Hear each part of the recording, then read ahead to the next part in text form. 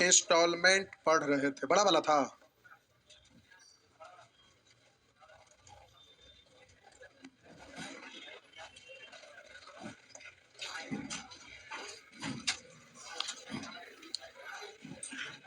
इस तरीके इंस्टॉलमेंट ऐसे लिखा है, इंस्टॉलमेंट पता चल पा रहा है? हेडिंग दीजिए इंस्टॉलमेंट। इसमें अच्छा फोटो स्टेट में भी उसी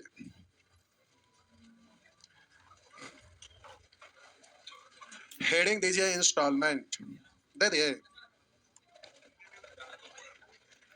अच्छा, शुरू में एक दो प्रश्न लगता है पैसा जमा करे वाला है, किस्त पर आधारित नहीं। शुरू का एक दो को प्रश्न, इसमें हम बोले दो तरह का प्रश्न रहता है, एक बैंक में पैसा जमा करना और दूसरा कोई सामान खरीदते हैं और आपके पास अगर पैसा नहीं है और आप खरीद लिए, तो अब आपके पास पैसा नहीं है, दुकान में जाके बात की है कि ये इंस्टॉलमेंट पर मिलेगा, बोला हाँ, बोले पूछा है कितना अभी देना पड़ेगा। मान लेते हैं आप मोबाइल खरीद रहे हैं, अब मान लेते हैं कि 10,000 का मोबाइल है, आपके पास 2 ही हजार है, शेष बचा कितना। तो आप उससे पूछिएगा कि इंस्टॉलमेंट पर देते हैं क्या, बोला हाँ देंगे। बोला अभी कितना जमा करना होगा, बोला 2,000, बोलेगा मेरे पास है ले लो, बाकी इंस्टॉलमेंट पर दे दो। अब इंस्टॉलमेंट पर किए तो आपसे पूछेगा कि कितने इंस्टॉलमेंट में देंगे, तो आप अपने अनुसार सोचेंगे कि हम 1,000 रुपया का महीना जमा कर सकते हैं कि 200 का महीना कर सकते हैं। तो आपसे पूछेगा कि कितने इंस्टॉलमेंट में आप जमा कर सकते हैं, तो आप पूछे कि बताओ प्लान क्या है ना। अब 200 के महीना भरना है कि 500 के महीना भरना, उसके हिसाब से वो हिसाब किताब करेगा ब्याज जोड़ जड़ के, और बोलेगा प्रत्येक महीना 200 रुपया या प्रत्येक महीना 500 रुपया या प्रत्येक महीना 700 रुपया जमा करते जाइए, इतना किस्त में खत्म हो जाएगा, हाँ या ना। तो जब आपको उधार दिया, तो उधार दिया यानी पैसा आपके यहाँ उसका बाकी है, तो उसका इंटरेस्ट तो लेगा ना। तो जो किस्त में आप पैसा देते हैं उसमें उसका ब्याज भी शामिल रहता है, समझ गया ना। तो अब उतना किस्त चुकाएंगे, 5 किस्त 10 किस्त जो भी हो, तो उसमें ब्याज भी शामिल रहता है। अब जितना किस्त बनाया उतना किस्त तक पे कर दिए तो वो सामान आपका हो गया, क्योंकि पैसा तो पे कर दिए। तो उधार जो दिया उसके बदले में आपसे वो ब्याज ले लिया, यही ना होता है। तो आप जरा ध्यान देंगे, तो एक होता है बैंक में पैसा जमा करना और एक होता है किसी चीज को उधार पर लेना, लोन पर लेना, यही ना। तो जब आप पैसा जमा करते हैं, तो अभी मान लेते हैं कि साल वाला प्लान है, हर साल पैसा जमा करना है। अब अकाउंट में आप हर साल जो भी प्लान है उसके अनुसार 1,000 2,000 5,000 जो जैसे लोग हैं, लाख करोड़ जैसे जमा करना है करते हैं। तो अपना एक प्लान सेट कर लिए कि साल के प्रारंभ में हम मान लेते हैं कि 1,000 रुपया जमा किए, तो फिर एक साल बीतेगा तो 1,000 रुपया जमा करिए। साल का प्रारंभ का मतलब जिस समय काम शुरू किए। आपको साल का प्रारंभ का मतलब ये नहीं है कि 1 ही जनवरी को जाके जमा करना है। साल के प्रारंभ का मतलब जैसे मान लेते हैं 7 जुलाई को आप जमा किए, तो फिर अगला साल फिर 7 जुलाई को जमा करेंगे, तो एक साल हुआ ना। तो उसके लिए जो पहला दिन जमा किया वही आपका प्रारंभ हुआ साल का। बात समझ रहे हैं? तो मान लेते हैं कि आप प्लान सेट किए कि साल के प्रारंभ में हमें बैंक में 1,000 रुपया जमा करना, या कहीं भी किसी भी जगह जो भी हो, शेयर मार्केट में जो भी जहां भी निवेश करते हैं। तो आप मान लेते हैं कि बैंक में आप प्रत्येक साल 1,000 रुपया जमा करते हैं। तो एक जमा किए, फिर एक साल पूरा होगा फिर 1,000 जमा करेंगे, फिर एक साल पूरा होगा फिर 1,000 जमा करेंगे। तो पहला वाला एक साल जमा किए, फिर अगला साल जमा किए। तो जब अगला साल जमा करने गए तब तक पीछे जो डाले थे उसमें शुरुआत, वो तो एक साल तक बैंक में पैसा जमा रह गया, तो उस पर तब तक एक साल का सूद आपको मिल जाएगा। और जो अभी जमा किए हैं, अब फिर अगला एक साल के बाद जमा करने जाइएगा, तो शुरू वाला तो पैसा बैंक में 2 साल तक रह गया, तो उस पर 2 साल का ब्याज मिलेगा। और जो पिछले साल जमा किए तो उस पर एक साल का ब्याज मिलेगा। और जो अभी जमा किए तो अभी तो एक साल पूरा होगा तभी ना उस पर ब्याज देगा। तो दो तरह का चीज होता है, एक होता है पैसा जमा करना और एक होता है कि कोई वस्तु खरीदे, कोई सामान खरीदे, या फिर आप बोले कि लोन लेना। तो वो आप अगला लोन लिए, किस्त पर लिए, तो वो आपको उसको चुकाना रहता है। बात समझ में आया? तो एक पैसा जमा करना और एक पैसा चुकाना, दोनों में अंतर है। तो ये प्रश्न बैंक में पैसा जमा करने वाला है। तो देखिए कह रहा है ना, बेसिक से बनाएंगे, झूठ मूठ का टाइम बर्बाद होगा, कोई फायदा भी नहीं है। अब देखिए, किसी व्यक्ति ने स्टेट बैंक में, समझना है, किसी व्यक्ति ने स्टेट बैंक में लगातार 3 वर्ष तक 11% साधारण ब्याज पर प्रत्येक वर्ष के प्रारंभ में एक निश्चित धनराशि जमा करता है। निश्चित धनराशि जमा करता है, कितना है यह हमें मालूम नहीं, लेकिन इतना मालूम है कि प्रत्येक वर्ष समान राशि जमा करता है। तो जब प्रतिशत के रूप में है तो 100 मान लेना चाहिए। तो यहाँ कह रहा है किसी व्यक्ति ने स्टेट बैंक में लगातार 3 वर्ष तक, कितने साल तक, लगातार 3 वर्ष तक पैसा जमा किया, 3 बार जमा किया। तो आप जल्दी से यहाँ पर 3 बार 100 100 100 लिख लीजिएगा। अगर ये हजम ना हुआ तो ठीक है, लाखों करोड़ों अरबों में मान लीजिए, कोई दिक्कत ना है। बेटी, अरे तेरा के संजय दत्त वाला सिनेमा देखते हैं, खोखा पेटी। कह रहा है किसी व्यक्ति ने स्टेट बैंक में लगातार 3 वर्ष तक, कि अल्लू अर्जुन वाला देख लिए हैं। कह रहा है किसी व्यक्ति ने स्टेट बैंक में लगातार 3 वर्ष तक 11% साधारण ब्याज पर, कह रहा है उसको मालूम था कि पूरे इंडिया में सबसे बकलोल तो बिहारी है, समझ गए, इसलिए यही आना था। नहीं, कह रहा किसी व्यक्ति ने स्टेट बैंक में लगातार 3 वर्ष तक 11% साधारण ब्याज पर प्रत्येक वर्ष के प्रारंभ में एक निश्चित धनराशि जमा की। यदि 3 वर्ष बाद बैंक में उसके खाते में 15,006 रुपया हो, कितना साल में, 3 वर्ष के बाद बैंक में उसके खाते में करा 15,006 रुपया हो, बैंक वाला को सूद बूद दिया होगा, सब जोड़ जाड़ के हुआ। फिर से, किसी व्यक्ति ने स्टेट बैंक में लगातार 3 वर्ष तक 11% साधारण ब्याज पर प्रत्येक वर्ष के प्रारंभ में एक निश्चित धनराशि जमा किया है। पहला साल में कुछ, दूसरा साल में कुछ, तीसरा साल में, तो मान लिया 100 जमा किया। अब कह रहा यदि 3 वर्ष बाद, यानी 3 साल बीत जाने के बाद, कह रहा 3 वर्ष बाद बैंक में उसके खाते में 15,006 रुपया हो, तो ज्ञात कीजिए कि प्रति वर्ष उसने कितने रुपया जमा किया। मान लेते हैं पहला वर्ष 100 रुपया जमा किया। अब ये वाला 1 साल जब बीत गया, तो 1 साल बीतने के बाद फिर बैंक में गया और फिर 100 रुपया डाल दिया। तो डाल के तुरंत निकाल नहीं लिया, डाला तो तुरंत 1 साल का उस पर सूद नहीं मिलेगा। अभी डालवे किया है, फिर अब 1 साल बीतेगा तो अगला पैसा लेके जाएगा। तो जब ये पहला बार डाला और 1 साल बीता तो अगला लेके गया, तब तक ये वाला पैसा उसके अकाउंट में 1 साल तक जमा रहा। अब ये डाला, अब ये वाला 1 साल बीत जाएगा तो अगला डालने जाएगा, तब तक ये वाला उसके अकाउंट में 2 साल, और ये वाला 1 साल, और ये तो अभी डालवे किया है। लेकिन अब ये 3 साल के बाद करा, यानी लास्ट वाला जो जमा किया वो भी साल पूरा हो गया, यानी तीसरा साल पूरा हो गया, यानी अब उसको पैसा लाने के लिए वो जाएगा। तो बताइए ये वाला पैसा जो जमा किया है वो कितने साल तक जमा रहा? 1 साल तक। इसके पहले वाला कै साल तक? इसके पहले वाला कै साल तक? तो इस पर बैंक कै साल का ब्याज देगा? इस पर कै साल का देगा? इस पर कै साल का देगा? तो अब यहाँ पर कह रहा है 11% की दर से इस पर 1 साल का ब्याज, तो 11% की दर से ऐसा या ना? तो 11% की दर से 1 साल का 11 का 11, तो इसका 11% निकालेंगे तो कितना? इस पर 2 साल का ब्याज, तो 1 साल में 11%, तो 2 साल में 11 दूनी तो 100 का 22%, और इस पर बोलिए 3 साल का, तो बोलिएगा 11 तिया 33, तो 100 का 33%, 33, तो ये किस्त है और ये आपका ब्याज है। तो इस तरह से अब वहां कर 3 वर्ष बाद उसके बैंक के खाते में इतना रुपया हो जाएगा, यहाँ 3 साल के बाद कितना हो जाएगा? तो ये मूल राशि और ये ब्याज सब इकट्ठा हो जाएगा ना। तो बोलिएगा 22, 11, 33, 33, 66, यानी 300, तो इसके खाते में इधर 366 है और इधर का इतना है, जो दिया हुआ तुलना हो गया, निकालना उसको गुना। तो ज्ञात कीजिए कि प्रति वर्ष उसने कितना रुपया जमा किया, तो प्रत्येक वर्ष तो कैसे गुना? 100 से गुना। बात समझ में आ गया? तो प्यारे ये तो जमा करने से रिलेटेड है। अब बात रहा कि किस्त वाला प्रश्न, ये बैंक में पैसा जमा करने से संबंधित है। देखने से, पढ़ने से सब एक ही जैसा लगता है, लेकिन दोनों का अंतर आपको क्वेश्चन देके समझ में आना चाहिए। अगर अंतर नहीं समझ में आएगा तो आप मात खा जाएंगे, आंसर गलत कर बैठेंगे।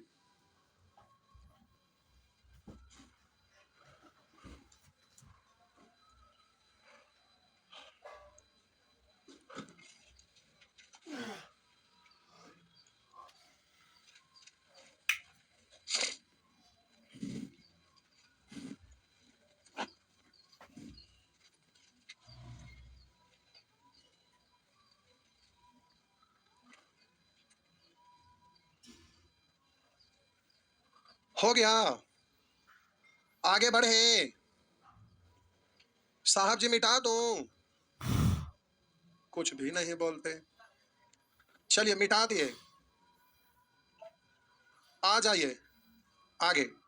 ये भी भैया बन जाएगा ना, लगातार 3 वर्ष तक निश्चित राशि बैंक में जमा किया। अब किस्त से रिलेटेड यहाँ आ गया, तो हम प्रश्न संख्या 4 देख रहे हैं। ये आपका प्यारे प्रश्न है किस्त वाला। आइए देखते हैं। करा 3 वर्ष बाद दे, दे मतलब होता है लौटाई जाने वाली राशि। करा 3 वर्ष बाद दे 1092 रुपया के ऋण को बराबर वार्षिक किस्तों में चुकाना है।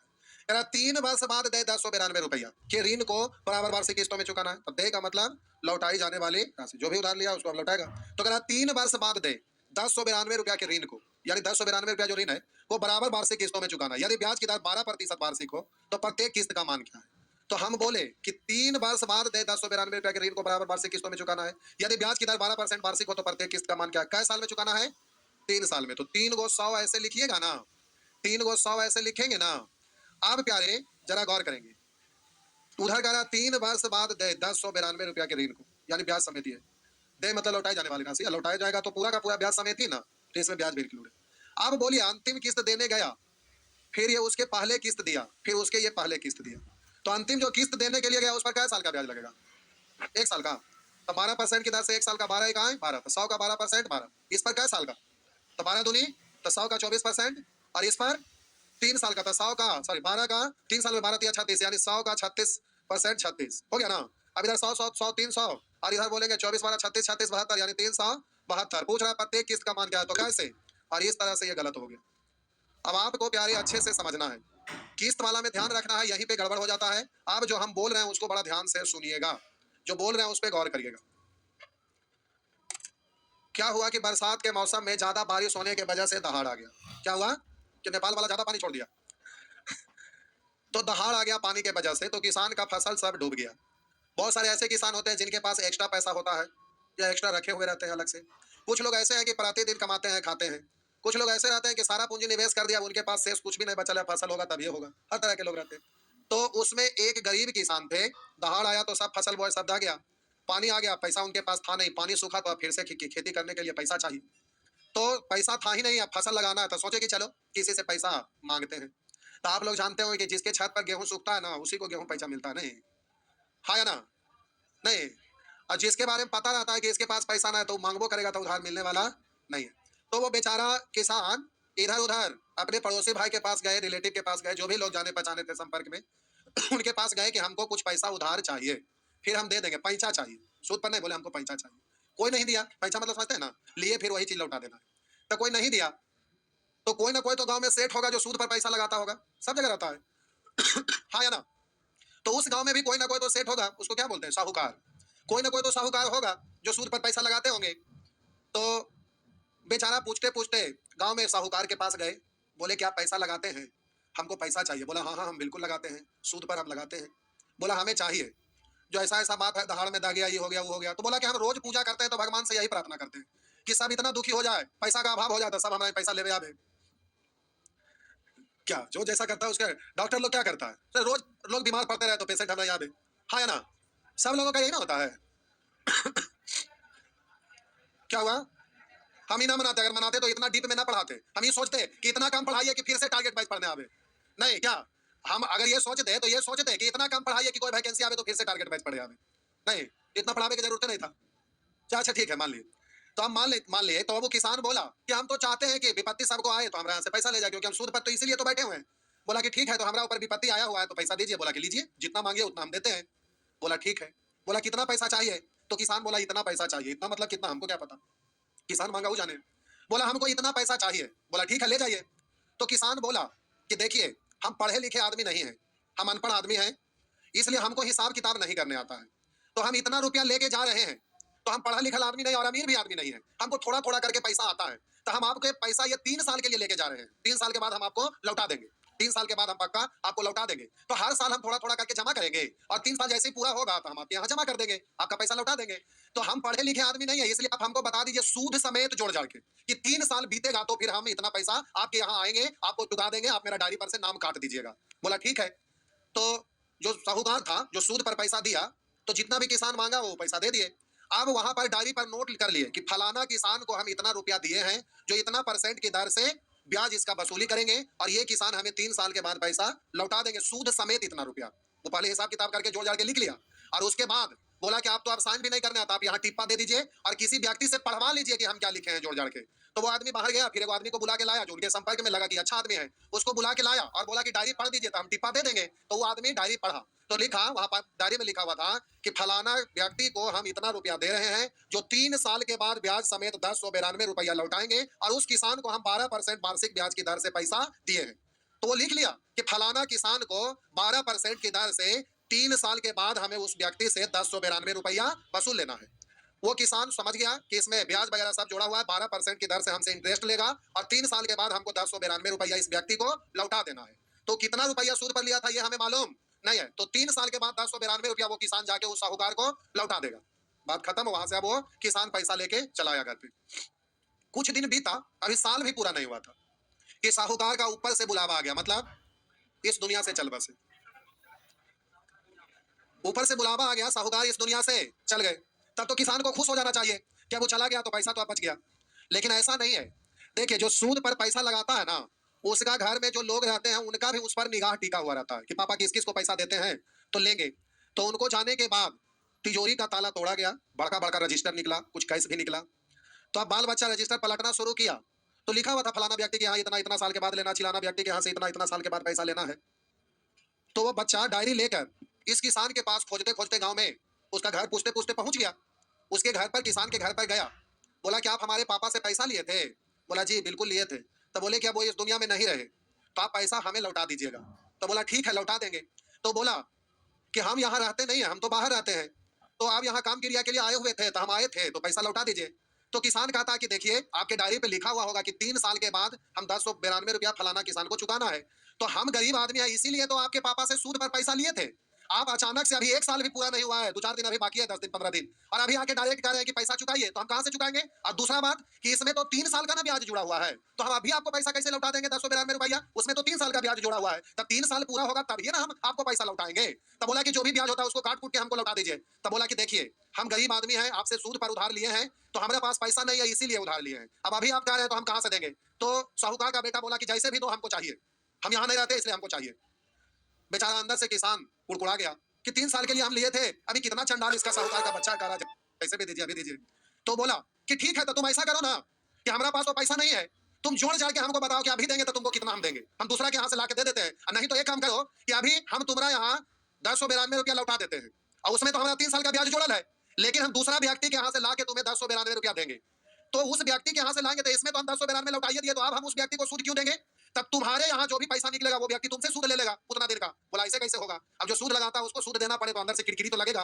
तब वो कहता ऐसे कैसे होगा? तब बोला कि देख सीधी सी बात बता, 3 साल के बाद 1092 रुपया हमको लौटाना है, जोड़ जाड़ के अभी बताओ कि अभी देंगे तो हमको सूद हटा दो और हमको कितना देना पड़ेगा। तो अब साहूकार का बेटा, उसको उतना पढ़ा लिखा, जिसके पास ज्यादा पैसा रहता है उसको उतना ज्यादा हिसाब किताब नहीं करने आता, उसको जोड़ ही नहीं आ रहा था कि अभी लेंगे तो कितना लेंगे।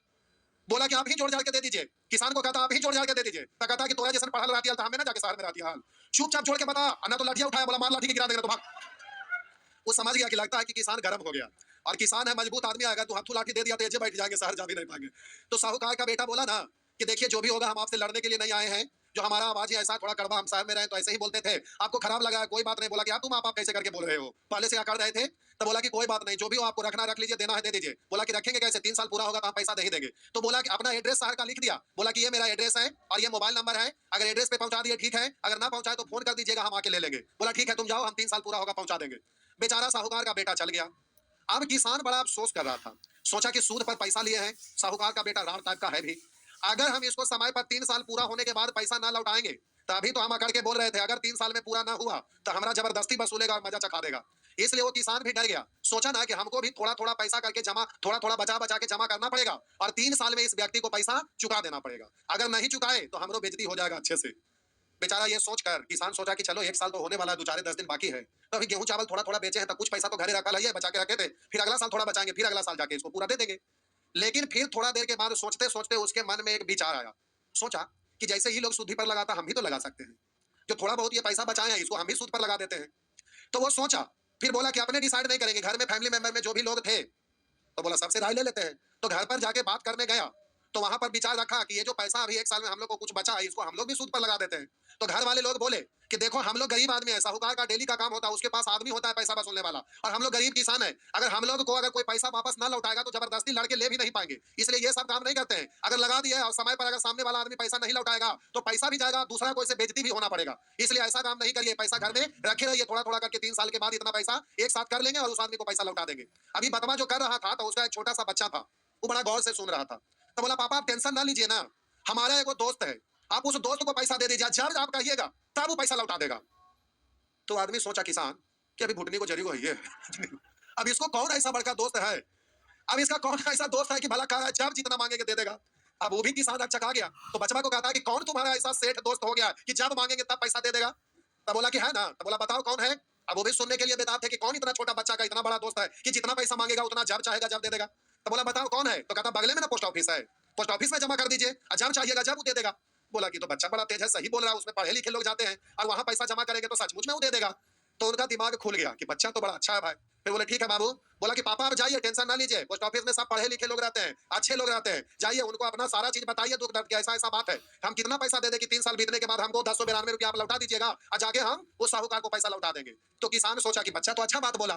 फिर अगले दिन किसान कैशियर के पास पोस्ट ऑफिस में गए, सामने में कैशियर बैठा था, बोला सारा कहानी सुनाया कि देखिए हम एक साहूकार से कुछ पैसा लिए हैं इंटरेस्ट पर, जो 3 साल पूरा होने के बाद ना हमें उसको 1092 रुपया लौटा देना है।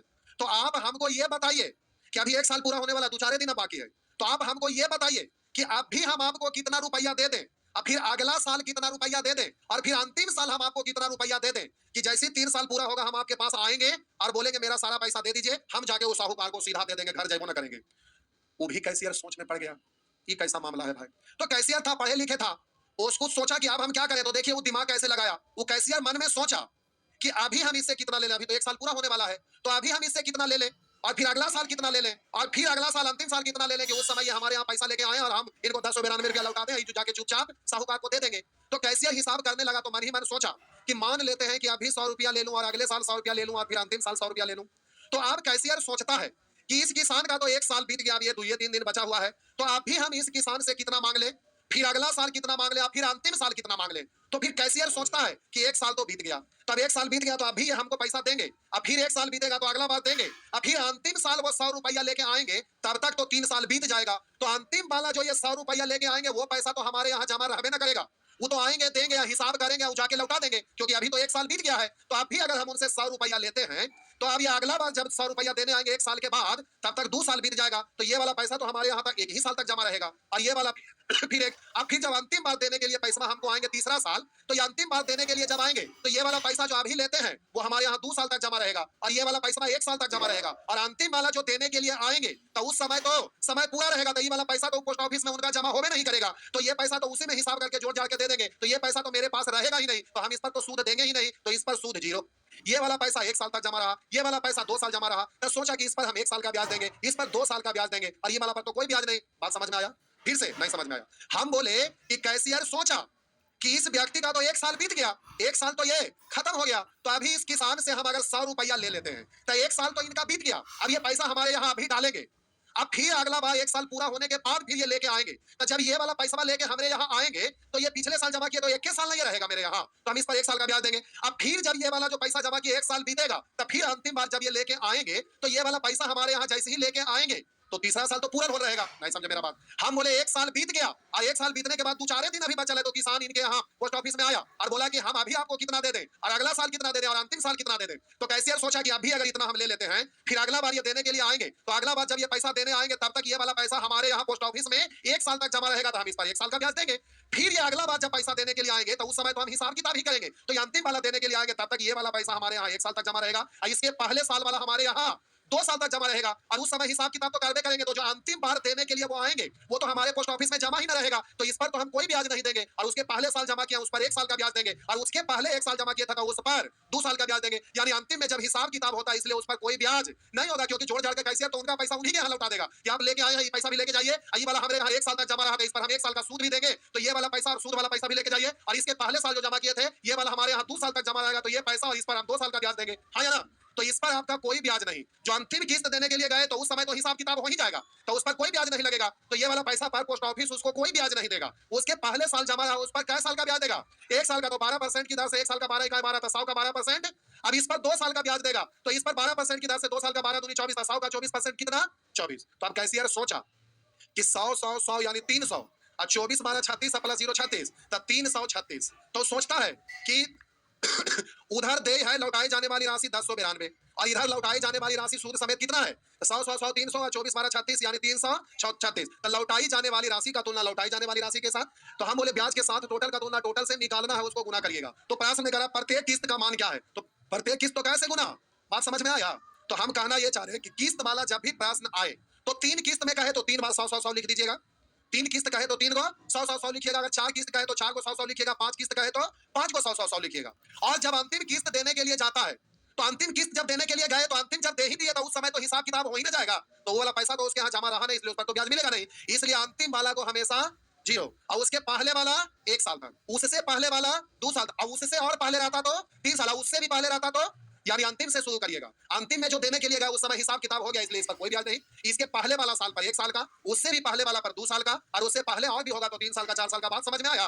तो इंस्टॉलमेंट वाला प्रश्न में ध्यान रखना है। तो ये लौटाई जाने वाली राशि का तुलना लौटाई जाने वाली राशि से, तो ये लिया हुआ पैसा ये और ब्याज ये कुल मिला के हो गया 336। तो लौटाई जाने वाली राशि का तुलना लौटाई जाने वाली राशि से, प्रत्येक किस्त का मान तो प्रत्येक किस्त की राशि से गुना। काटिए तो काट छाट कर लेंगे, काटिए ना, कट जाएगा। पहले 4 से उधर काट लीजिए, 100 से 4 से 25 बार, इधर 4 से 4 8 32, एक बचा 4 4 16, अब फिर ऊपर नीचे काट लीजिए, हो जाएगा, हो जाएगा। बात समझ में आया? तो प्रश्न संख्या 3 का आंसर बोल दीजिए। तो किस्त वाला प्रश्न को ध्यान रखिएगा, 3 को 100, 3 साल का 3 को, 4 साल का 4 को, अंतिम से चलिएगा। ये वाला चीज कहां से आता है वो कोई बताता नहीं है, ये कहां से ब्याज आता है, कैसे आता है, और क्यों 1 ही साल का 2 साल का 3 साल का लगता है, ये कहीं आपको कुछ पता नहीं चलेगा। हम तो खिस्सा सुनाए तब ना ये पता चला, और खिस्सा ना सुनाते तो भी आपको हम भी बताते तो कुछ ना पता चलता।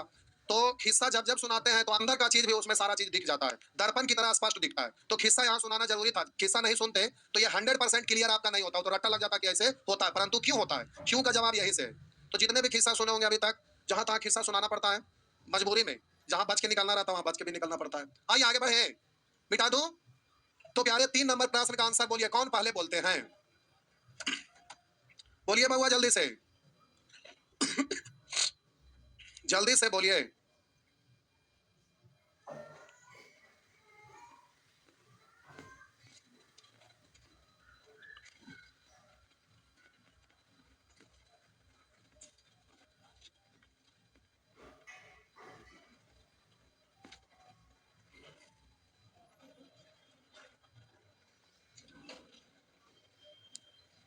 हो गया। आइए, लिखा हुआ है 6450 रुपया का ऋण, यानी टोटल ये ऋण लौटाने वाला है। कह रहा 5% वार्षिक साधारण ब्याज की दर से कितनी वार्षिक किस्त देकर 4 वर्षों में चुकाया जा सकता है। तो इतना चुकाना है, लौटाई जाने वाली राशि यानी ब्याज समेत है। आप कह रहा 5% वार्षिक साधारण ब्याज की दर से कितनी वार्षिक किस्त देकर 4 वर्षों में चुकाएगा। तो 4 बार है, यानी कै को 100 लिखिएगा, 4 बार। अंतिम बार तो हिसाब किताब होगा, इसलिए इस पर 0। इसके पहले वाला 1 साल तक जमा रहा तो इस पर 1 साल का ब्याज, तो 5% की दर से 1 साल का 5, 100 का 5% 5, इस पर 2 साल का 5 दूनी 100 का 10% 10, 100 का 15% 15, 100 100 100 400, इधर 10 5 15 15 30, यानी 430 निकालना, उसको गुना करिएगा ना। तो आपसे पूछ रहा है क्या, इतना रुपया का ऋण 5 वार्षिक साधारण ब्याज की दर से कितनी वार्षिक किस्त देकर। तो यहाँ पर आपसे कह रहा है कितनी आंसर है रुपया में, यानी कितनी रुपया वार्षिक किस्त देकर 4 वर्षों में चुकाया जा सकता है। तो बोलिए प्रत्येक किस्त पूछ रहा है तो कैसे गुना, 100 से काट छाट कर लीजिएगा, काट छाट कर लेंगे। चलिए हो जाएगा ना, चलिए हो गया। 15 से 15 45, 7 से 4 15 60,000 हो गया। इससे कट जाएगा आपका 15 बार तो 1500 कर सकते हैं। प्यारे समय समाप्त हो गया। देखिएगा बना के, बना तो ठीक, नहीं बना तो भी ठीक। वहां लिखा है शायद एस आई या सी आई, तो एस आई वाला ये है। अगले क्लास में हम लोग सी आई वाला, भी 1 दिन और लगेगा, उसके बाद फिर 1 दिन और। जाइए,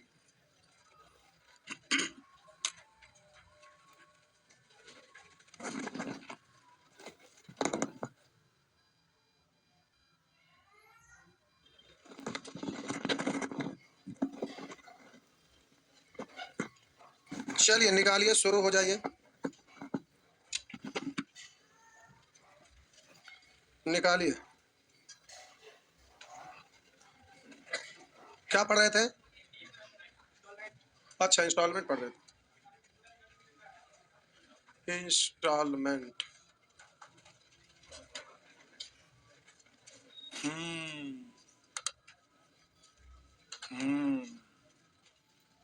निकालिए इंस्टॉलमेंट। नानी घर से अब आए हैं कि धान काट रहे हैं? हम मुर्गे काट लिए थे धान काटे में, गेहूं काटने में। तो आप लोग मजाक कर रहे हैं, अगर सही भी बात है तो फिर क्या दिक्कत है, खराब बात है धान काटना। सलमान खान जाके धान रोपते हैं, ट्रैक्टर से खेत जोतते हैं, कादू करते हैं, धान काटते हैं। धर्मेंद्र का यूट्यूब पर आप सर्च करिए, देखिए खेती लोग करते हैं। वो सब करोड़पति नहीं, खरबपति है, अरबपति भी नहीं, खरबपति, समझ रहे हैं। उसके बावजूद भी तो आप समझ सकते हो खराब बात है। गजब के हाल है। लॉरेंस खोज रहा है।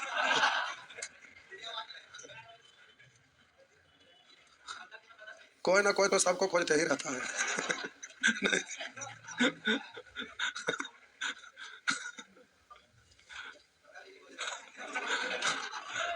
चलिए निकालिए, बोलेंगे।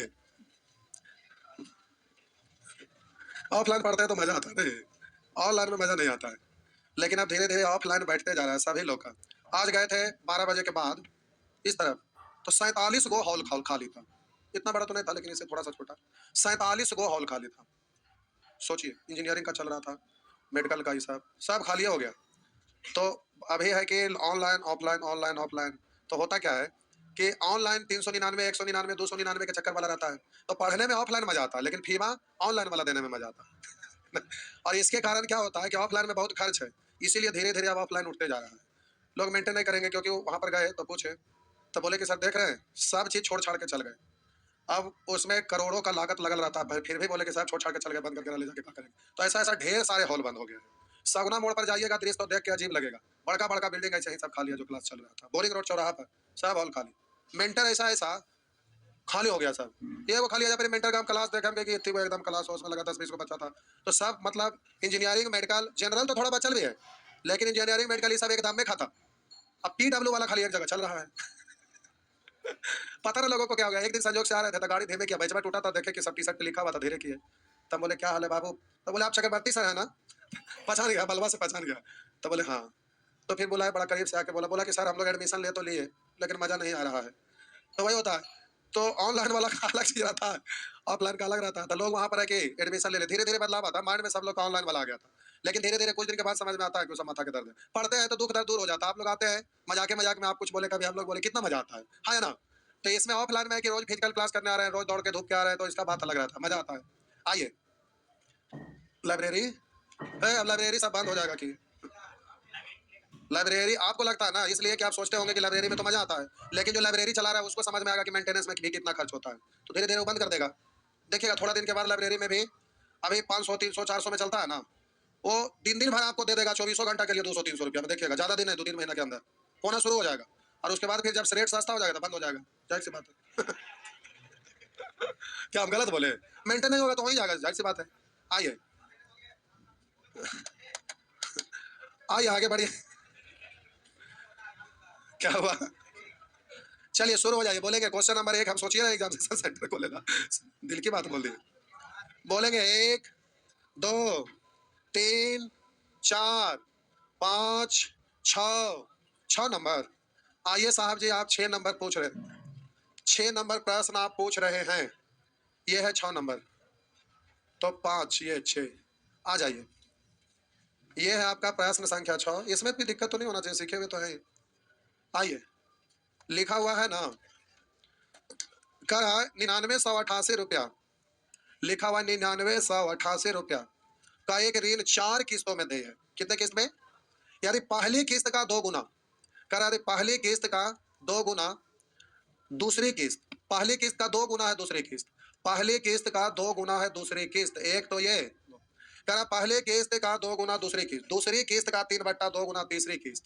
तो बोलिएगा करा दूसरी किस्त का 3/2, 3/2, 2 से 2 कट जाएगा तो कितना? 3। और आगे लिखा है तथा चौथी किस्त दूसरी किस्त का दुगना है, चौथी किस्त दूसरी का दुगना था, 2 दूनी 4, यही है ना?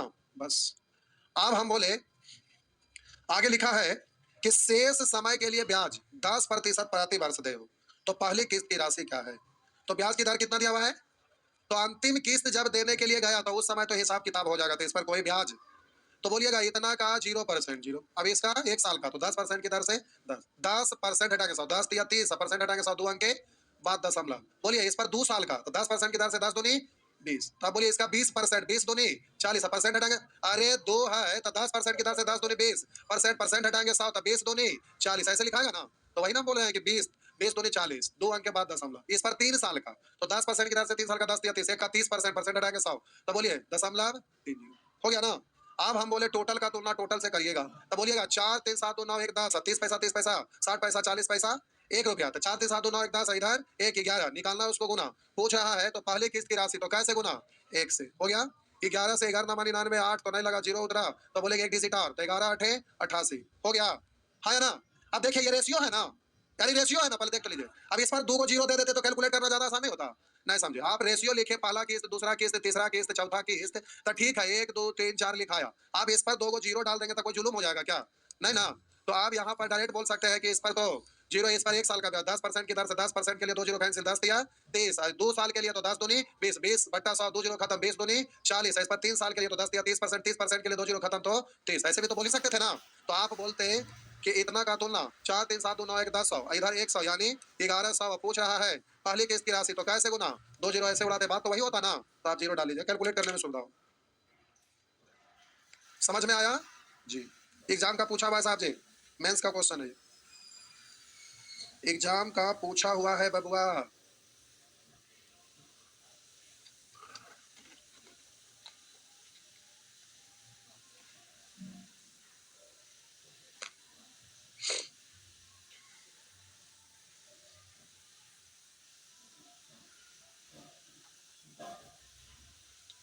हो गया,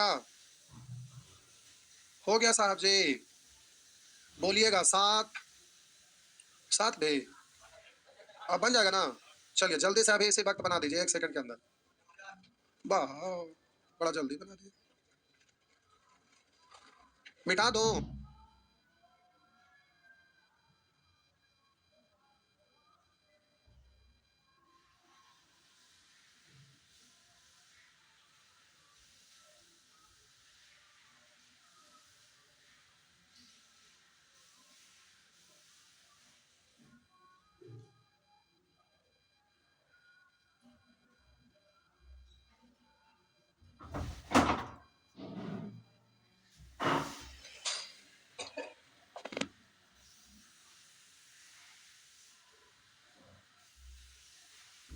चलिए, इतना देर करिएगा? ये 7 सभी लोग से हो गया? हमें बताने की आवश्यकता? चलिए सर, ठीक है। आइए 8 नंबर प्रश्न। 8 भी नहीं बना है मतलब? आइए साहब जी, ये प्रश्न आपका है बबुआ। इसको साहब जी समझना है। देखिए ये प्रश्न ना एक बार ग्रुप डी में पूछा है, एक बार एसएससी सीजीएल में पूछा है, और एक बार कैट का एग्जाम में पूछा है। पहले कैट में पूछा, फिर सीजीएल में, फिर ग्रुप डी में। एक बार, मात्र एक बार। यानी अभी तक ये प्रश्न 3 बार एग्जाम में पूछा है, उसके बाद नहीं, और आगे पूछेगा भी नहीं। आइए अब इसको सीखना है। कितने लोग बनाए हैं? एक हो ना? जय भगवान। बना थे बबुआ? नहीं, कोई बात नहीं। कह रहा है कि टीवी का मूल्य 9,000 रुपया है। ये प्रश्न अजीब है, आपको समझना है अच्छे से, बहुत अच्छे से समझना है। पहले लिखिएगा नहीं, आराम से लिख देंगे, छाप लीजिएगा बाद में। पहले आप समझ लीजिए, पेन को छोड़ दीजिए अभी, पहले अच्छे से समझना। खतरनाक क्वेश्चन पढ़ेंगे, कर रहा है कुछ लेकिन हो रहा है कुछ, यह बहुत अच्छा से समझना है, बारीकी से। कह रहा है कि टीवी का मूल्य 9,000 रुपया है। एक टीवी का मूल्य 9,000 रुपया, और यह 2200 रुपया के नगद भुगतान, कह रहा 2200 रुपया के नगद भुगतान तथा 1400 रुपया की 5 मासिक किस्तों में भुगतान करने के बाद उपलब्ध है। साधारण ब्याज की दर क्या है? यानी कोई व्यक्ति है जो दुकान में, शोरूम में गया, वहां टीवी देखा, पसंद आ गया, तो उसको लेने का मन किया, तो सेल्समैन से पूछा कि ये टीवी कितने में बेचेंगे? बोला 9,000 में। 9,000 दीजिए, टीवी ले जाइए। बोला मेरे पास 2200 रुपया ही है, क्या हम टीवी नहीं ले जा सकते? बोला बिल्कुल ले जा सकते हैं, लेकिन इंस्टॉलमेंट पे पैसा जमा करना पड़ेगा। तो बोला कि ठीक है, 2200 रुपया ले लीजिए, बाकी पैसा के लिए इंस्टॉलमेंट हमें बता दीजिए, हम पे करेंगे। तो वो जोड़ जाड़ के बताया, बोला 2200 रुपया भी आप नगद दे रहे हैं, तो अब आपको 1400 रुपया 5 महीने तक और देना पड़ेगा, तब आपका ये टीवी हो जाएगा। बोला ठीक है।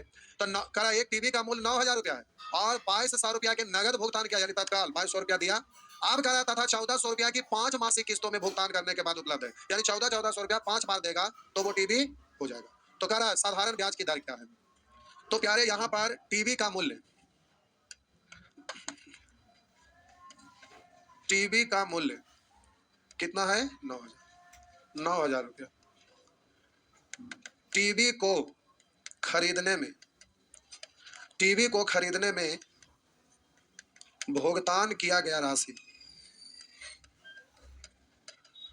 टीवी को खरीदने में भुगतान किया गया राशि, तो 2200 रुपया तत्काल भुगतान किया, और 1400 रुपया के 5 किस्त देकर किया। तो एक किस्त में 1400 रुपया, तो 5 किस्त में 14 बचे 1700, इधर 70 दो तो 20 92, और दो सॉरी 2 92 हो गया ना, और इस पर क्या जीरो, 7,000 2,000 9,000 200 हुआ ना, 9,200 यानी 9200 हुआ। तो टीवी का मूल्य है 9,000 रुपया, टीवी को खरीदने में भुगतान किया गया राशि 9200। तो बोलिएगा ब्याज की राशि कितना? बोलिए ब्याज बराबर, तो 9200 में से 90 घटा दिए तो कितना? 200। तो दर प्रतिशत आपसे पूछ रहा है, या ना?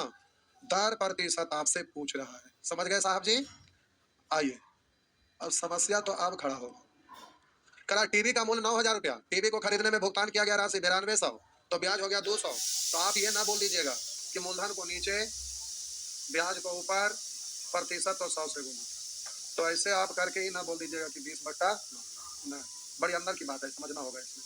हाँ, कह रहा है कि टीवी का मूल्य 9,000 रुपया है, और यह 2200 रुपया के नगद भुगतान, 2200 रुपया की नगद, तुरंत पॉकेट से निकाल के कैश दिया, 2200 रुपया के नगद भुगतान तथा 1400 रुपया के 5 मासिक किस्तों में भुगतान करने के बाद उपलब्ध है। तो कह रहा साधारण ब्याज की दर क्या है? तो प्यारे अब जरा गौर करिएगा, दर आपसे पूछ रहा है, ठीक है? तो टीवी का मूल्य 9,000, टीवी को खरीदने में भुगतान किया गया राशि 9200, तो ब्याज हो गया 200। प्रश्नानुसार लिख देते हैं भाषा, बाद में समझ लीजिए यदि भूल गए तो। हम बोले प्रश्नानुसार प्रथम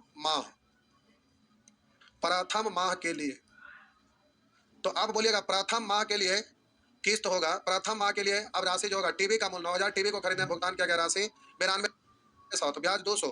तो प्रथम माह के लिए पूरा लिख देते हैं शेष मूलधन, प्रथम माह के लिए से भाषा लिख देते हैं ताकि गलती से भूल गए तो समझ सकते हैं।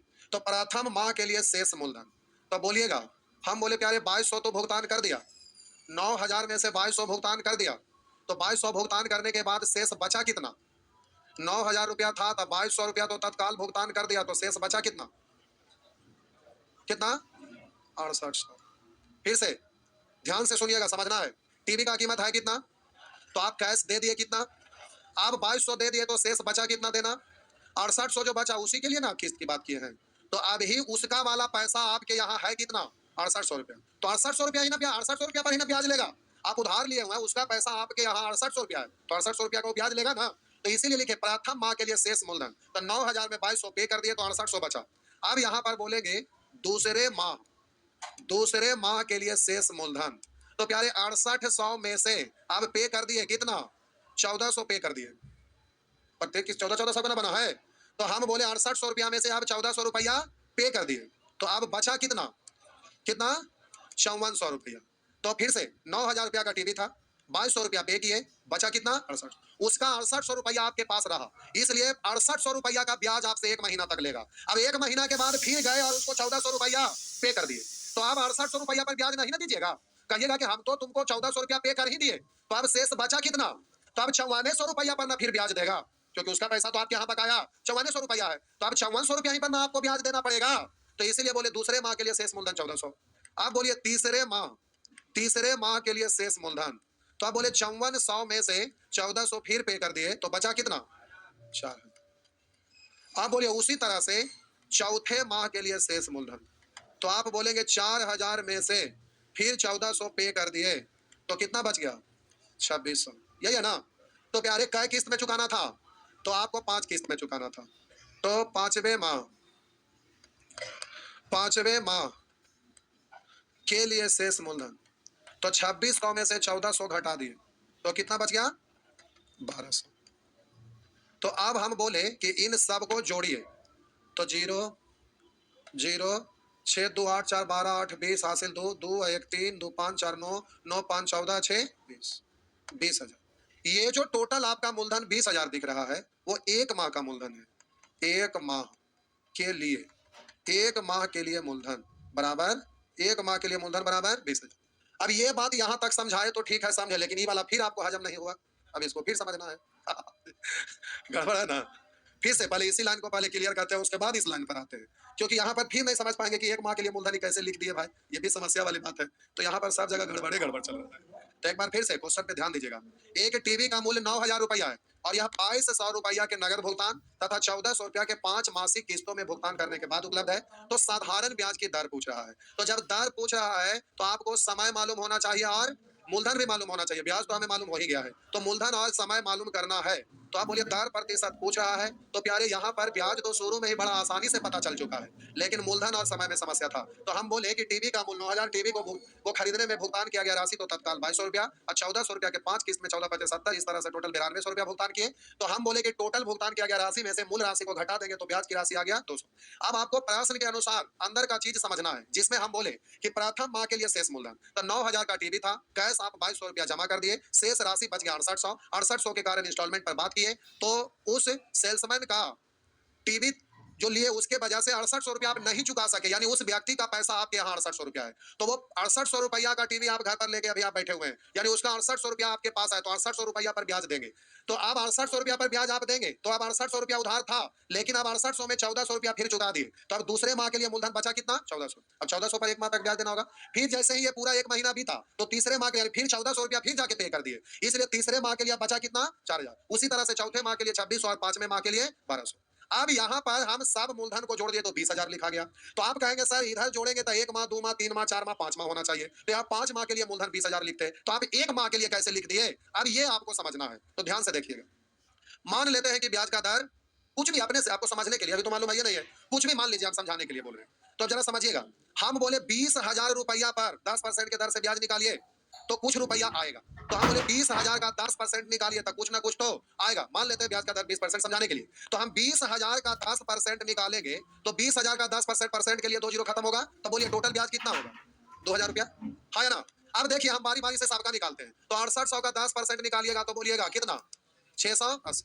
और यहाँ पर उसी तरह से इतना का 10% निकालिएगा तो बोलिए 540। फिर बोलिए इतना का 10% निकालिए तो फिर बोलिए परसेंट के लिए तो ये कितना? फिर इसका भी 10% निकालिए तो बोलिए परसेंट के लिए 2 जीरो कैंसिल 260। फिर इसका भी 10% निकालिए तो परसेंट के लिए इधर खत्म, तो ये कितना? 100। सबको जोड़िए, 0 0 0 सब जोड़ देंगे, 2 6 8 8 4 12 8 20 के 0 हासिल 2 1 3 2 5 4 9 9 और 5 14 6 20, वही 2,000 आया। तो 20,000 रुपया एक माह के लिए बोलिए, या फिर इस सब को जोड़ देंगे तो ये पैसा एक माह के लिए बोलिए। बात तो आप ही ना कहेंगे 1 माह 2 माह 3 माह 4 माह 5 माह समय 5 माह हो गया, अभी भी नहीं समझे ना? ना एकदम ना, रुक जा। हम बोले रुक जा, समझ में आता है, हड़बड़ा मत। ये सब क्वेश्चन लोग एग्जाम का पूछा हुआ है लेकिन लोग देते नहीं है। उसका कारण यही है, स्टूडेंट यह ना बोलेंगे कि हम सुअर हैं, समझदार ना है इसलिए नहीं समझ पा रहे, क्योंकि मास्टरबा के समझा भी ना रहा इसके कारण वो देवे नहीं करते हैं, कोई टाइम भी लगता है और समझाना भी मुसीबत का चीज है, बिना मतलब का टेंशन, इसलिए क्वेश्चन लोग देते नहीं है। किसी का इंसान में नहीं होगा, लेकिन हम प्रीवियस ईयर में कहिएगा हम दिखा देंगे। तो ये आपका पूछा हुआ है, लेकिन अब समझिए थोड़ा सा। हम बोले देखिए हम 50,000 रुपया यहाँ रख रहे हैं, ठीक है? कितना है? 50,000 रुपया। आप 50,000 रुपया पर 10% की दर से 2 वर्ष का ब्याज निकालना है। कितने साल का निकालना है? 2 वर्ष का ब्याज निकालना है। 50,000 रुपया पर 10% की दर से 2 साल का ब्याज निकालना है। तो आप ब्याज निकालिएगा तो बड़ा प्रेम से कहिएगा कि ठीक है भाई 50,000 रुपया है, अब 10% की दर से 2 साल का ब्याज निकालेंगे तो 10 दूनी 20%, परसेंट के लिए 2 जीरो कैंसिल, यही ना? तो 5 दूनी 10 और 10 पर क्या है? 0 3 को 0, ये होगा या तो ठीक है। अब अगर हम बोले कि बाबुआ ये जो 50,000 है इसको 2 को टुकड़ा कर दीजिए, कितना टुकड़ा? 20,000 अब प्लस 30,000, ठीक है भाई, ठीक है। इधर हम कर दिए 20,000 है, इधर कर दिए 30,000। अब हम ब्याज निकालेंगे तो बोलिए 20,000 का 10% की दर से 2 साल का निकालिएगा तो आप बोलेंगे 10 दूनी 20, तो इसका 20% अगर आप निकालते हैं तो बोलिए परसेंट के लिए 2 जीरो कैंसिल, तो ये आपका कितना हो जाएगा? 4,000 हुआ ना? अब इधर देखिए 30,000 का, अब इधर 10 दूनी 20% निकालेंगे तो 2 जीरो कैंसिल, तो 3 दूनी 6,000 हुआ ना? तो अब आप ये ना कहेंगे कि 5,000 रुपया 2 बरस में ब्याज 10,000। अब आप ये ना कहिएगा कि 2 साल यहाँ 2 साल यहाँ 4 साल, नहीं समझे? 2 साल यहाँ 2 साल यहाँ 4 साल मत बोलिएगा, 2 ये साल बोलाएगा, क्योंकि 50,000 का 10% की दर से 2 साल का निकालिए या इसको टुकड़ा टुकड़ा करके और भी पार्ट्स में बदल दीजिए, एक जगह 1,000, एक जगह 5,000, एक जगह 4,000, एक जगह 7,000, ऐसे कर करके भी अलग अलग रखेंगे तो आप ही ना बोलेंगे 2 साल 2 साल 2 साल 2 साल तो इतना साल हो गया। हम बोले इसको तोड़ तोड़ कर जितना भी जगह लिखेंगे तो हम बोले 50,000 का 2 बरस का 10% की दर से निकालिए या इसको अलग अलग पार्ट्स में तोड़ तोड़ कर इसको जोड़ के एक साथ निकालिए या अलग अलग निकालिए, बात तो बराबर होगा। इसलिए 2 बरस 2 बरस 4 बरस नहीं कहेंगे, वही चीज तो हम भी यहाँ पर कर रहे हैं। तो हम सब मूलधन को जोड़कर एक के साथ ब्याज निकालें या फिर अब ये अलग अलग यहाँ पर 1 महीना का रहेगा तो आप ही ना कहिएगा कि 1 महीना 2 महीना 3 महीना 4 महीना 5 महीना, इस सब को जोड़े तो एक के माह के लिए ना हो गया, 1 माह का अकेले या अलग अलग करके 1 माह का निकालिए, बात तो बराबर है। तो इसको जोड़े तो टोटल मूलधन आया तो अब 1 माह 2 माह 3 माह 4 माह 5 माह के लिए नहीं है, एक ही महीना के लिए है। जैसे यहाँ पर हम बोले कि 10% की दर से 2 साल का 10,000, अब इसको हम 2 जगह लिख दिया तो ना बोलेगा कि यहाँ 2 साल का निकाले यहाँ 2 साल का निकाले तो 4 साल का हुआ, ये नहीं बोलेंगे। यहाँ पर दोनों को जोड़ दिए तो इकट्ठे एक बार में निकल गया तो 2 बरस का हुआ, और यहाँ अलग अलग है तो 2 4 बरस का नहीं हुआ, ये भी 2 ही बरस का हुआ। वही चीज तो हम यहाँ पर बोल रहे थे कि सबको छोड़कर 1 माह का इस पर ब्याज लीजिए या तो फिर अलग अलग टुकड़ा टुकड़ा निकाले, बात तो बराबर है। इसलिए 20,000 रुपया जो आया बोलेंगे 1 माह के लिए मूलधन है, ना कि 1 1 2 1 3 1 4 1 5 माह का मूलधन है। बात समझ में आया? तो बोलिए अब प्यारे आपका 1 माह के लिए मूलधन इतना, यानी अब हम कह सकते हैं कि मूलधन की राशि आपको समझ में आ गया, कितना है? बोला 20,000। और आप बोल दीजिए समय कितना है? 1 माह वर्ष में बदलेंगे तो 12 से भाग, 1 माह है वर्ष में बदलेंगे तो 12 से भाग। और बोलिए ब्याज साहब जी कितना है? ब्याज 200 है तो दर प्रतिशत निकलेगा, तो दर प्रतिशत बराबर ब्याज को ऊपर मूलधन को नीचे प्रतिशत में बदलना है 100 से। अब उसमें समय से भाग देते हैं क्योंकि 80% ब्याज का प्रतिशत निकलता है, समय से भाग देंगे। या तो बचपन से सीखते आए हैं कि ब्याज अगुने 100 बट्टा मूलधन अगुने समय, समय का मतलब 1/12, तो इतना परसेंट हो गया। अब इधर 2 जीरो उड़ाइए और 2 जीरो इधर उड़ाइए, 2 से 2 उड़ाइए, 12 उलट के ऊपर, इसलिए आंसर हो गया क्या परसेंट? 12%। बात समझ में आया? तो इस तरह से प्यारे आपका आंसर हो गया 12%। हाँ हाँ छापने दे रहे हैं, ये आपका आंसर है 12%, हो गया ना? तो ये प्रश्न ही खतरनाक है, आपके पहुंच से बाहर था ना। ना ऐसे क्या बनना इतना, तब ना बोले सुअर को, तब ना कोई ना लिखता है। गजब क्या हाल है, हम इतना डिटेल से लिख दिए, अब ये सब चीज तो लिखल है, ये लिखे की जरूरत था, ये सब कोई लाइन लिखे की जरूरत है? ब्याज खाली 200, इतना विस्तार करने की जरूरत है? खाली एक सामने लिख के जोड़ लीजिएगा, गजब क्या। अरे पहले सीख तो लीजिए, एक बार घर पर 2 बार बनाइए, उसके बाद देखिए बिना लिखे बनता है कि नहीं, बिना लिखे बनेगा। अगला बनाइए, देखिए कि बिना लिख लेना बनता है। अगला प्रश्न बनाइए बिना लिखे जल्दी से। मेरे पास जगह नहीं था इसलिए ऐसे एक लाइन में लिखा, आप नीचे की ओर लिखिएगा।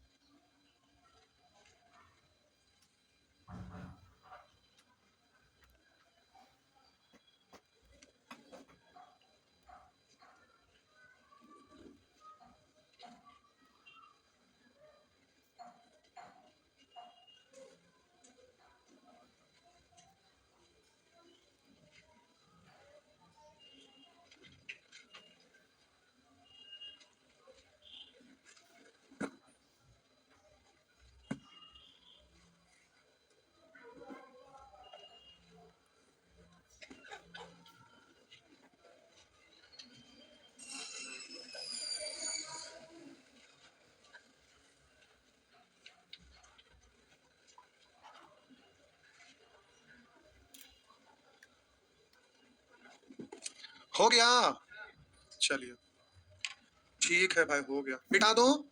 अगला प्रश्न बन गया, अगला प्रश्न बन गया, बना लेंगे। देखिए, राम ने श्याम को 11 रुपया इस शर्त पर उधार दिया कि 1 रुपया प्रति माह के रूप में 12 समान किस्तों में ऋण चुकाएगा। तो बोलिए ऋण लिया गया राशि कितना, और 1 रुपया प्रति माह के रूप में 12 समान किस्त में। तो 1 रुपया 1 रुपया 1 रुपया 12 किस्त में, तो 12 गुना 1 यानी 12 रुपया। तो ब्याज हो कितना गया, तो प्यारे ब्याज हो गया 12 में से 11 घटा दिए। अब प्रथम माह के लिए शेष मूलधन तो कितना, तो चुकाया नहीं, टोटल 11 है ना प्रथम माह के लिए। दूसरे माह के लिए अब 1 लौटा देगा तो 10 ना, तीसरे माह के लिए 9, चौथे माह के लिए 8, पांचवें माह के लिए 7, छठे माह के लिए 6, सातवें माह के लिए 5, आठवें माह के लिए 4, नौवें माह के लिए 3, 10वें माह के लिए 2, 11वें माह के लिए 1, 12वें माह के लिए 0। सबको जोड़ेंगे ना, तब बताइए इन सबको जोड़ेंगे तो आपसे कह रहा ना कि इन सबको जोड़ेंगे, तो इन सबको जोड़ने के तो 0 का मतलब तो 0 ही है। तो इन सबको जोड़ेंगे 1 से लेके 11 तक, तो जोड़ने आएगा ना। बोले फर्स्ट प्लस लास्ट बट्टा 2 और 7। बोलिएगा संख्याओं की संख्या क्या है, 12 तो 12 से गुना 2 से कटेगा क्या बार, देखो तो 11 एक बार 12 छक 72, यही ना, गड़बड़ जुड़ गया क्या। हाँ हाँ हाँ हाँ हाँ, 0 तो हटाइए दिए थे ना, कोई बात नहीं। देखिए 2 1 3 3 6 4 10 15 15 6 21 21 7 28 28 और 8 28 और 36 36 9 45 और 10 5 55 और 11 66, यही है ना। वहां पर 12 गुना देखो 0 हट ही गया था ना। तो हम बोले कि अब आपका मूलधन है 66, काय माह के लिए, 1 माह के लिए ना। तो आपका मूलधन है इतना और समय है 1 माह, वर्ष में बदलेंगे तो 12 से भाग, तो दर प्रतिशत बराबर ब्याज गुने 100 बट्टा मूलधन और गुने समय, समय 1/12 है ना, इतना परसेंट। काट छाट कर लीजिएगा, मूल बट्टा के नीचे बट्टा उलट के चल जाएगा ऊपर, तो 100 गुने 12 बट्टा 66। बोलिए काटिएगा, 2 से काटेंगे 33, 2 से काटेंगे, और 2 से क्यों काटेंगे, हाँ 6 से काट लेते हैं, 6 से काट लीजिए, 6 से काटेंगे 2 और 6 से काटेंगे 11, तो 200 बट्टा 11, 200 बट्टा 11 ऑप्शन में एक ही गुना है या भाग दे लीजिए। तो बोलिएगा 11 से 11 का 11, अब बचा कितना 9, तो 11 8 88, बचा कितना 2, तो 18.2 बट्टा 11 कर सकेंगे जी, होगा ना।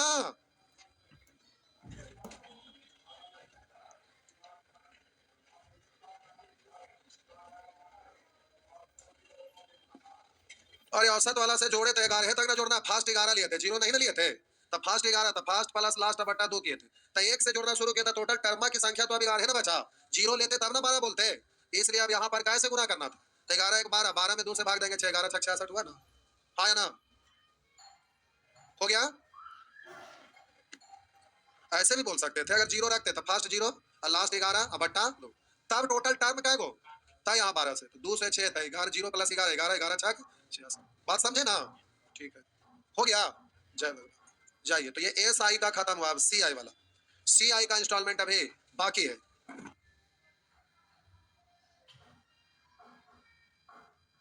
निकालिए,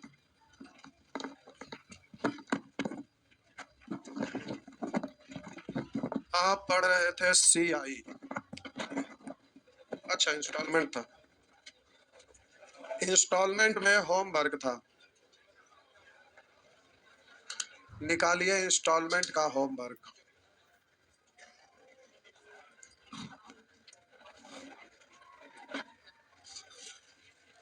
इंस्टॉलमेंट